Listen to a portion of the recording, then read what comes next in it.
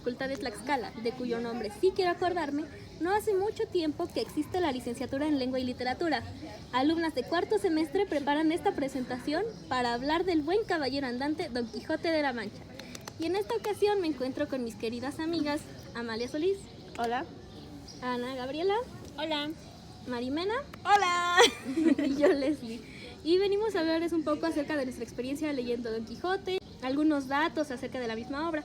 Y hablando de los datos, Mari está alzando la mano porque quisiera comentarnos un poco acerca de esto. Adelante, Mari. Gracias, Liz. Ay, me da mucho gusto estar con ustedes hablando de Don Quijote de la Mancha.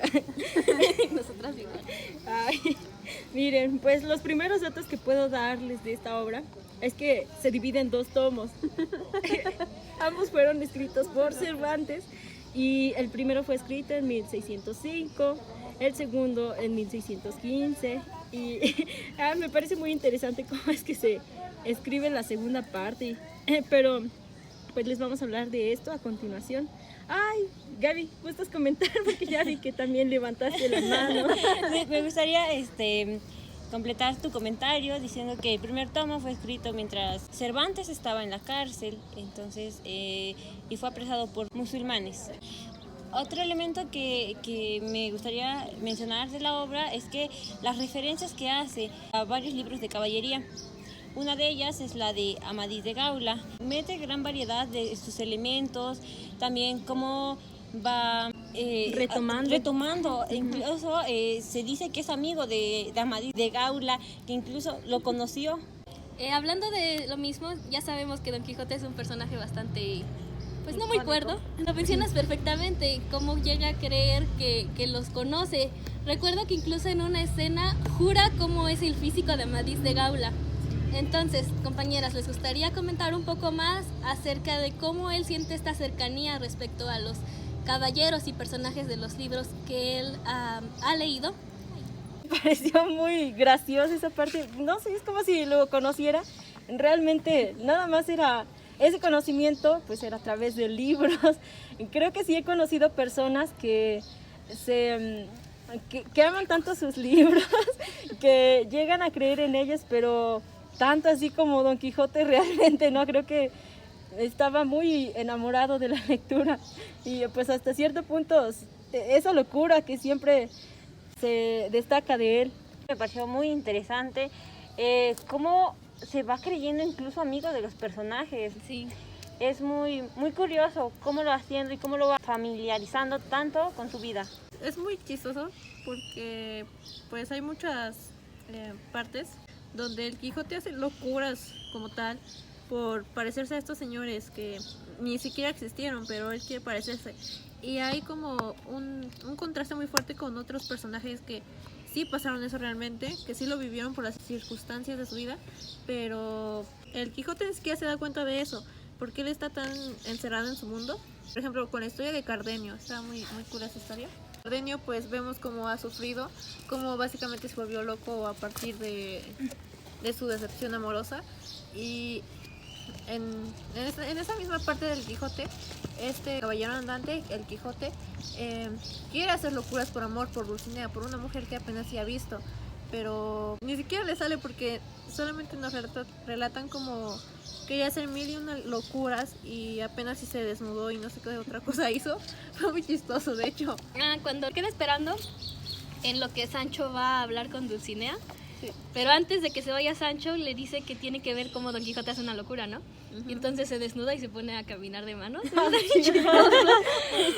Se pone boca abajo, como malabarista. Ándale. Y le dice a Sancho, ¿sabe qué? Ya vi suficiente, ya me voy. Y quería hacer más, ¿verdad? Llorar y por no sé cuántas noches y no sé qué tanto. Ay, sí. En cambio, Cardenio sí ha sufrido y ahí sí ha llorado, sí ha hecho muchísimas locuras por Lucinda. Quijote quiere hacer eso, pero pues ni siquiera ha vivido eso. Y Cardenio Sin buscarlo, y parece que Don Quijote lo busca. Sí, es cierto, ¿no? Muchos personajes que van en la historia tienen un pasado como trágico, muy interesante. Sí. Ni siquiera lo buscaron. Y Solo se da. Ajá, y es muy interesante cómo Don Quijote lo busca y aún así no encuentra nada y solo se topa con más personajes que tienen un pasado pues hasta más interesante que el de él. Es como si quisiera protagonismo, o sea, que él es como un caballero andante, entonces tiene que ser la figura principal de la vida de mi todos. carácter. Sí, pero es interesante esta parte, ¿no? Que Don Quijote no da ningún paso sin pensar antes en sus libros de caballerías, porque, o sea, todo como lo mencionas, Amalia, busca estas aventuras, pero para dedicárselas a Dulcinea. Entonces, es interesante esta parte que no dice una palabra que no tenga sentido, porque hay que mencionar esto, que detrás de esta locura que existe de Don Quijote, pues sí existe toda esa parte coherente que él llega a mencionar. Entonces él se basa en sus libros de caballerías, y no sé si recuerdan ustedes la parte en donde se encuentra con este hidalgo, y el hidalgo tiene a un hijo que hace poemas.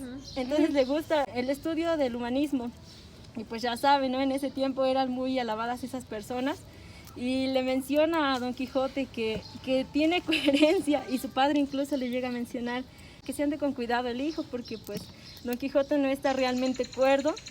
Y el hijo dice, no, pues no lo creo, porque hasta el momento ha dicho puras cosas coherentes. Y llega un punto siempre en el que llega un suceso en el que pum, se echa a perder todo lo que, la idea que tiene uno de Don Quijote, se desparrama en un momento por una locura o tontería de Don Quijote. Sí, porque le reconoce mucha inteligencia, ¿verdad? Sí, Y es que incluso en la obra se menciona que él es coherente, o sea, con cosas de la vida común, o sea, es muy inteligente, es muy sabio, pero ya cuando mete cosas de la caballería, que en esa época ya no existe, ahí está como que esa contradicción del personaje de Don Quijote entre la locura y la temporalidad, ¿no? Que existe, sí. Y hablando de la locura y la coherencia, ¿qué es lo que sienten respecto a Sancho en este tema? Oh, sí, sí. Como su locura. Y como Don Quijote lo trata como si estuviera loco, tonto, como si no supiera, pero a la vez nos va arrojando varias frases, y lo que lo mueve en estar con Don Quijote, lo de su ínsula, también es algo pues no muy alejado de la realidad. Sí, tiene sentido que busque superarse. Gaby. Hay una transformación de Sancho hasta cierto punto, porque en un comienzo pues se ve a un Sancho inculto, un Sancho sumiso, un Sancho que se deja de cierta forma manipular y sobajar por Don Quijote, pero conforme pasa el tiempo, pues este personaje se va dando cuenta que Don Quijote no está tan cuerdo. Sí, él empieza a ver por su interés propio. Entonces ahí es cuando la arrogancia y hasta cierto punto el egoísmo empieza a sobresalir. E incluso cuando encuentran a los duques, pues él se hace muy amigo de la duquesa, porque pues piensa en su interés. Le dice a Don Quijote que de aquí pueden sacar algo, o sea, su ínsula, siempre ve por su interés. Hay un punto en el que Don Quijote ya no se sienta a gusto con los duques. Entonces le manifiesta a Sancho ya en la ínsula, en una carta, que le están haciendo como groserías, ya lo tratan un poco mal. Y Sancho dice, no, es que no puede ser malagradecido con las personas que nos han dado tanto, pero en realidad al que le ha dado más es a Sancho, le dieron la ínsula. Pues respecto a Sancho, en la actualidad se podría considerar una persona culta aquella que sabe muchísimos dichos, porque pues son parte de la cultura popular y todo eso. Y pues Sancho no sabía leer ni escribir, pero tenía personalidad. Desde el principio era como un señor muy, digamos, inocente, infantil hasta cierto punto, porque hasta los cuentos que contaba eran como muy simples y infantiles, ¿no? Cuando avergüenza el Quijote, ¿no? Los duques. No, o cuando cuenta esta historia que le dice, si me interrumpe ahí se termina la historia. Sí, es cierto. De que es muy redundante, ¿no? Nos pasa en cierto punto, como que no nos sabemos expresar y regresamos a lo mismo. El libro, la obra El Quijote de la Mancha es como si reflejara un poco de la sociedad, incluso a pesar del tiempo, ¿no? Un poco de las características que aún existen, como esto de la redundancia en las personas. A mí me cayó muy bien Dorotea y Lucinda. Sí. Se me hicieron unas mujeres muy Poderosas. Sí. No, y aparte me gusta bastante en cuanto a Dorotea, cómo Cervantes logra reflejar lo que es una violación, pero de una manera pues... Ajá, sin pues, decirlo. Ajá, Una manera discreta. Y cómo se refleja la mujer de esa época que, no sé, pues ya ultrajada, ¿sí? Podría ser así, decirlo de esa forma, tiene que pues ya casarse con el violador, aunque no quiera, porque pues si no va a ser atacada por otros personajes. oigan, pero cómo Dorotea logra tomar venganza de este señor, pues el que huyó con ella, ¿no? Sí, estaba a su servicio de ella. Ajá. Sí, y después como que él se quiso aprovechar y quiso abusar de ella, pero me gusta mucho cómo ella no se deja y lo avienta. Sí, lo mató, ¿verdad? Sí. Se ve muy débil la imagen, ¿no? En un inicio y ya después cuando menciona que... Ajá, cuando te das cuenta de venganza. lo que hizo, Sí. como que... Y los personajes dentro de ese momento no se dan cuenta, o sea, simplemente siguen con su vida como que... Ay, ya lo maté. Sorry. Sí. Oigan, pero esta parte de las mujeres también me gusta mucho cuando menciona que tiene una belleza muy grande, extremadamente grande, Dorotea. Y después te mete a otra mujer que es más hermosa, como ese, primero fue Zoraida, después Dorotea. Sí menciona varias mujeres, incluso a Doña Clara. Hay, me parece que 5 mujeres que destacan más ya. Dentro de la venta que estaba, ¿no? Sí, exacto, dentro de la venta. Oigan, pero ese suceso de la venta también es muy gracioso, ¿no? ¿Cómo es que solamente pasa en una noche? Ay, Tantas tanto. cosas. Sí, tantos cuentos, no tantos relatos en una noche. Sí, Digo, o sea, a mí no me alcanzaría una ajá. noche para contarles. Pues cada personaje contó como Sí. su vida, Exacto. contexto de Sí. su vida y todavía contaron un cuento, una novela Sí. aparte. Pero ¿saben qué se me hace como las muñecas Matrioska? Que hay una dentro de otra, dentro de otra. Se me hace muy así. A mí me parece muy interesante cómo se sale de una historia a otra, no sé, primero habla, no sé, de Zoraida, después de Lucinda, pero los capítulos van, primero va uno, después va otro y regresa. Y Ajá, siempre como sí. que te deja esa intriga de querer saber más y dices, no, es que el siguiente capítulo sí va a tratar de esto. Y no, habla de otra cosa, mete otra historia y estás esperando.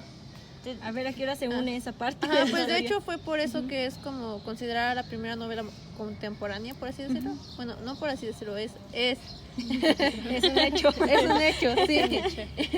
Y pues, no sé, tal vez este hecho pueda intimidar a alguien, pero no, en realidad es una novela muy fácil. Se explica mucho sola. A veces, por ejemplo, lo de la Amadís de Gaula que comentaban. Bueno, si alguien no sabe qué es o a qué se refiere, el Quijote lo va explicando a través de los capítulos.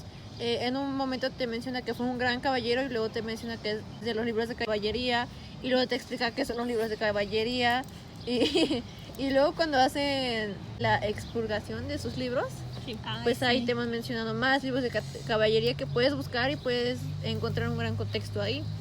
Oigan, pero se mencionan muchos amadices de Gaula, al hijo, y luego al nieto.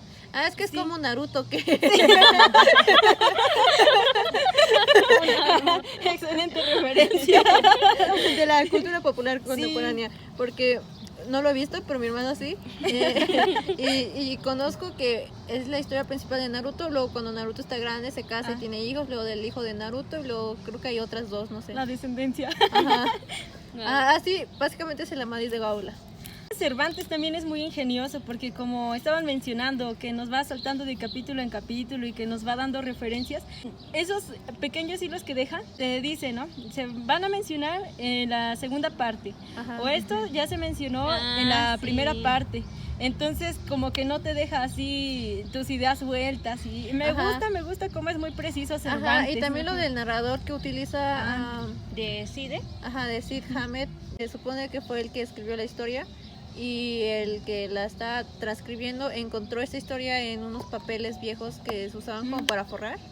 Es como una parodia de lo que se hacían sobre los libros de caballería, que luego se encontraban las cosas así en pergaminos antiguos y ya de ahí salía la gran leyenda de un caballero, pero pues aquí salió de un papel para forrar como si fuera un papel de baño común. Y regresando a lo que comentó Mari, siento que la técnica que utiliza se llega a usar todavía incluso en la actualidad, ¿no? Porque terminas de leer un capítulo y dices, ahora sí ya me voy a dormir. Pero antes de terminar dice, pero de este hecho se hablará en el siguiente capítulo. Y dices, no, tengo que continuar, está bueno. ¿Es el cliffhanger?